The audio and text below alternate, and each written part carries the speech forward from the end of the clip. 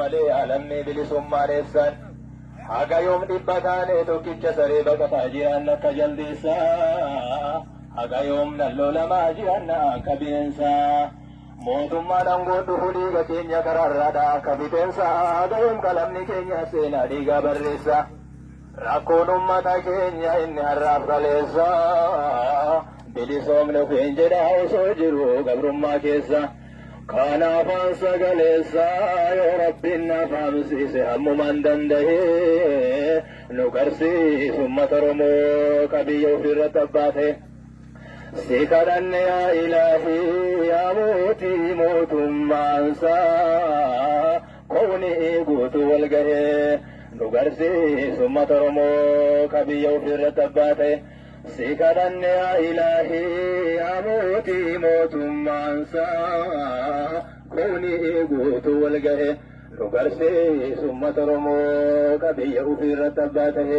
Oromoo jirtu? Jirtu Oromoo? Oromoo Waaqoo guutuu jirtu? Oromoon Taaddasaa Birruu jirtu? Oromoon Jaarraa Abbaa Gadaa jirtu? Oromoon Nadhii Gammadaa jirtu? Oromoon Leenjisoo Diigaa jirtu? Oromoon Jaal Waaqoomsaa jirtu? Oromoon Jaal Magarsaa jirtu? Jirtu?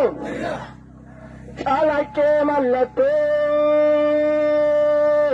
bilisummaa agarsiiftu. Calaqqee mallattoo mootummaa Oromiyaa kinniisa damma agarsiiftu.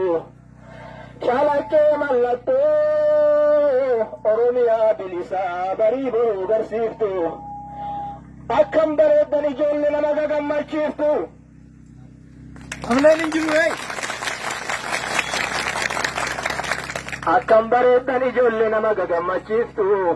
Ijoollee walirraa fuutee qabsoo akka xayyaaraa samiirra balaliiftu. Mee takkatu as baatee kilaashii kan keessaniin xiqqoo nan taphachiiftu.